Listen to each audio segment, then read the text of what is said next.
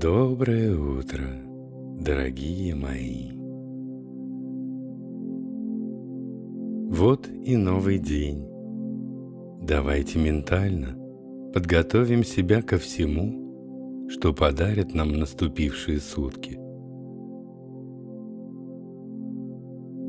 Закройте глаза, дышите ровно.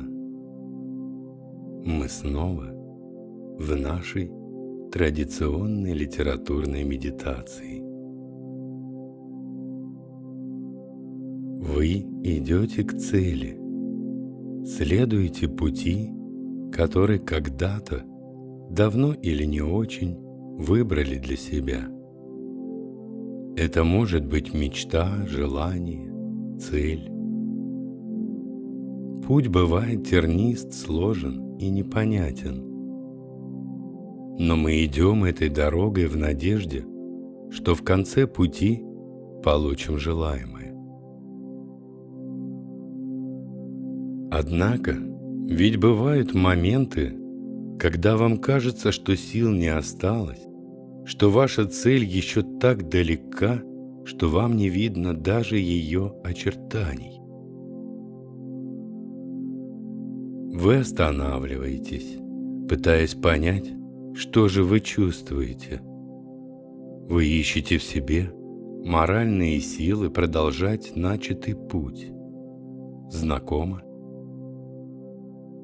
А ведь это тот самый момент, когда действительно стоит остановиться, сделать паузу и оглянуться назад, чтобы увидеть уже пройденный путь.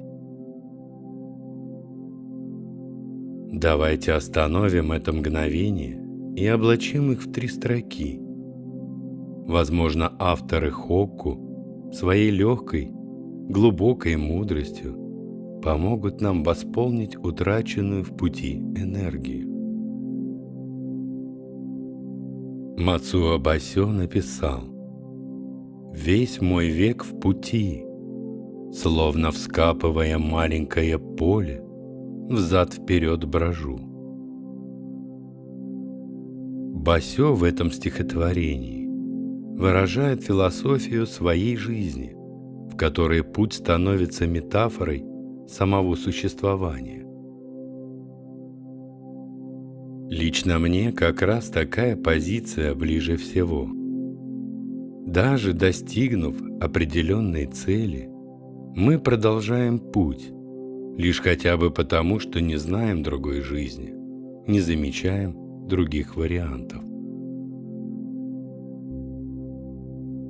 Таким образом, каждую цель мы возводим в ранг жизненного этапа, который мы смогли достичь и пройти. Мы можем следовать дальше, к новым целям, к новым свершениям. Следуя своей дорогой, пройдя уже большой путь, мы порой останавливаемся и вспоминаем, с чего этот путь начался, что сопровождало наше начало, какие люди принимали участие в наших решениях. И вдруг понимаем, что мы так долго уже в дороге, что и не помним уже, как все начиналось. Вот что об этом писал Басё. «Глубока осень, сосед наш чем занят?»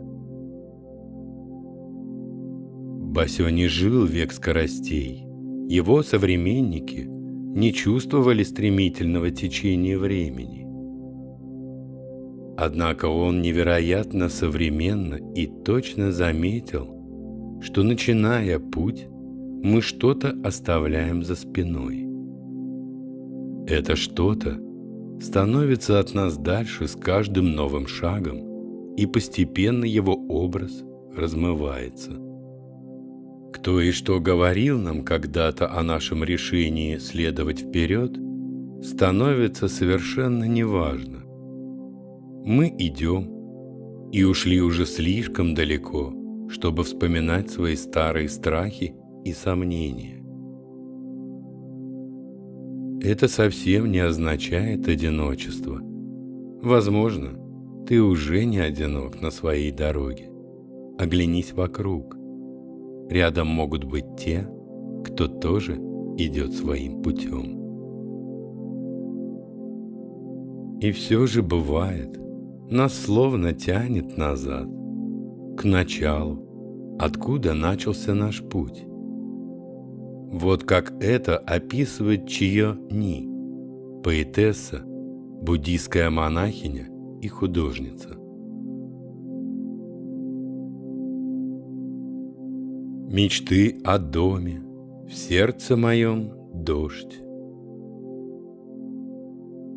Она говорит как раз о том, что порой, как бы мы далеко не ушли, что-то, оставшееся там, во времени, напоминает нам о себе. И это очень хорошо, потому что ваше сердце живо. Даже если вы начали свой путь, потому что прошлое было сломано, разрушено, добрые воспоминания – это то, что дает нам силы идти дальше. Другой женский голос традиционных хоку, Мицухаши Такаю, говорит без намеков прямо. Весенний ветер, вспоминаю далекий путь. Она говорит, что пора бы продолжить путь. Вы отдохнули, набрались сил. Подул весенний ветер, ветер перемен. В голосе ветра вы слышите: посмотри назад. Но сделай это не ради грусти, сделай это ради опыта. Осталось совсем немного, и вы сможете наслаждаться победой, завершением долгого и трудного пути. Но разве после того, как вы осилили этот путь, не захочется ли вам карабкаться к новым вершинам, вступить на новую дорогу? Вот что об этом думал Юсабу Сон, один из ближайших учеников Басё. След мой растаял, но путь остался в сердце, солнце взошло. А ведь дело обстоит именно так. Если в вашем сердце есть путь, возможно, вы не сможете остановиться. Достигнув цели, идите к цели. Солнце взошло. Ваша дорога не закончилась, и, как всегда, она только начинается. 5 стихов, 5 голосов дороги. Все они говорят о пути, который мы выбираем. Вы и сами чувствуете, что ваше сердце выбрало правильный путь. Просто день за днем, шаг за шагом следуйте к цели, к вашей заветной мечте. Когда вы думаете, что силы почти на исходе, оглянитесь. Увидите следы, увидите свет. Вы уже поднялись выше, чем думаете, и подниметесь еще выше, до самых звезд. Дайте себе минуту отдохнуть и насладиться тем, что сделали. Дорогу осилит идущий. Мягкого вам дня, дорогие мои!